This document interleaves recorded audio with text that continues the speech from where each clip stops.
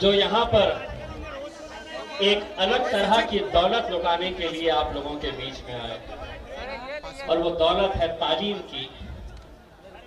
ये हमारे लिए बहुत ही फख्र की बात है, बहुत खुशी की बात है कि हैदराबाद में 11 स्कूल्स चलाने के बाद, अगर हैदराबाद के बाद महाराष्ट्र में पहला स्कूल जो खोला जा रहा है वो आपके और हमारे अपने शहर औरंगाबाद के अंदर खोला जा रहा है। और वो इसलिए कि अल्हम्दुलिल्लाह ये आप लोगों की मोहब्बत है कि जिसने अकबर साहब को इस जिले से एक खासदार का तोहफा उन्हें नसीब किया था। अकबर साहब, आप हमें स्कूल दे रहे हैं। इंशाअल्लाह आने वाले 2 महीनों के बाद एक बहुत बड़ा तोहफा औरंगाबाद की आवाम आपको मजलिस के तौर पे ऊपर देगी।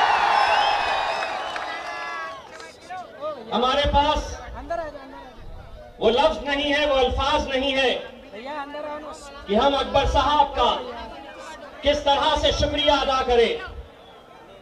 बहुत सारे नौजवान शायद इस बात से वाकिफ नहीं है, बहुत सारे लोग ये जानते नहीं है कि आज से कुछ साल पहले जब अकबर अवैसी साहब के ऊपर जानलेवा हमला हुआ था, उनके जिस्म को छन्नी छन्नी कर दिया गया था,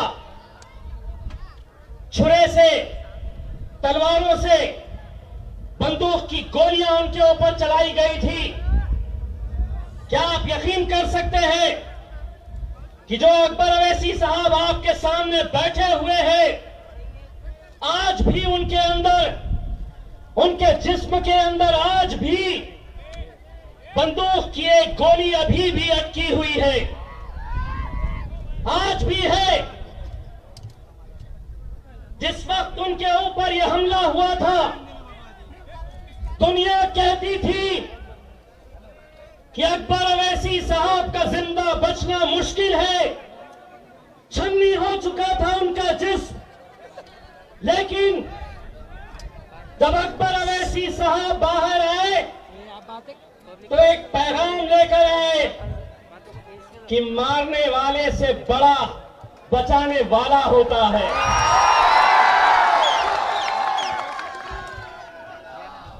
और जब दोबारा एक नई जिंदगी लेकर अकबर अवैसी साहब आवाम के बीच में आए तो उन्होंने अपनी जिंदगी का मकसद बनाया, जिंदगी का मकसद बनाया कि अल्लाह ने मुझे एक नई जिंदगी दी है। अब मैं ये जिंदगी, अब मैं मेरी नई जिंदगी गरीबों के लिए, मिस्कीनों के लिए, जरूरतमंदों के लिए खर्च करूंगा। और शायद यही वजह है कि जितने दिन वो अस्पताल में थे, उनके लिए सिर्फ हैदराबाद की आवाम नहीं बल्कि पूरे हिंदुस्तान की आवाम दिन और रात उनकी जिंदगी की दुआएं मांगती थी। क्या वजह है कि आज अकबर अवैसी साहब हैदराबाद में इतना अच्छा काम कर रहे, चाहे वो कोरोना के पीरियड में हो, स्कूल चलाना हो, हॉस्पिटल चलाना हो। क्या वजह है कि वो आज आपके बीच में आए हैं? कहीं ना कहीं उन्हें भी मालूम है कि जो दर्द जरूरतमंदों की वो हैदराबाद में महसूस करते हैं, वही तकलीफ, वही दर्द वो औरंगाबाद के उन मजबूर माँ बाप के अंदर भी देखते हैं, जो अपने बच्चों को तालीम देना चाहते हैं, अच्छे स्कूल में भेजना चाहते हैं, लेकिन सिर्फ मजबूरी की वजह से, सिर्फ पैसे की वजह से। बताइए कौन ऐसा माँ बाप है जो अपने बच्चे को अच्छी तालीम नहीं देना चाहता है? हर माँ बाप अपने बच्चे को अच्छे स्कूल भेजना चाहता है, लेकिन सिर्फ पैसे की मजबूरी की वजह से नहीं कर सकते, लेकिन आज अल्हम्दुलिल्लाह ये मैदान इस बात की गवाही देगा कि आज से कुछ साल के बाद इसी सरजमीन से इंशाअल्लाह हमारे जो बच्चे यहां से तालीम हासिल करेंगे वो इंशाअल्लाह यहां से डॉक्टर बनकर, इंजीनियर बनकर, आईएएस बनकर, आईपीएस बनकर, हो सकता है कि कुछ एमएलए और एमपी भी बनकर यहां से निकलें। अकबर अवैसी साहब का नाम आते ही बहुत सारे लोग उछल जाते हैं, बहुत सारों को यह तकलीफ सताने लगती है कि अकबर साहब यहां क्यों आ रहे हैं। तो सुनो,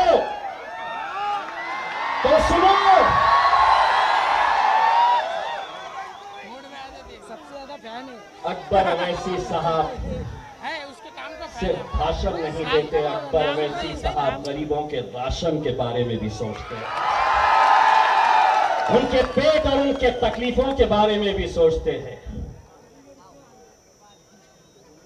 तू देख मेरे नाम की पहचान कहां तक है।